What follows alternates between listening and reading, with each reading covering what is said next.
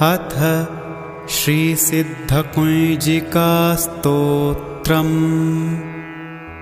शिव उवाच। शृणुदेवि प्रवक्ष्यामि कुञ्जिकास्तोत्रमुत्तमम्। येन मन्त्रप्रभावेण चण्डीजापः शुभो भवेत्। न कवचन्नार्गलास्तोत्रं कीलकन्न रहस्यकम्। न सूक्तन्नापि ध्यानै च न न्यासो न च वार्चनम्। कुञ्जिकापाठमात्रेण दुर्गापाठफलं लभेत्। अतिगुह्यतरं देवि देवानामपि दुर्लभम्।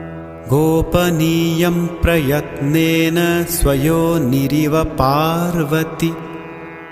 मारणं मोहनं वश्यं स्तम्भनोच्चाटनादिकम्। पाठमात्रेण संसिद्ध्येत् कुञ्जिकास्तोत्रमुत्तमम्।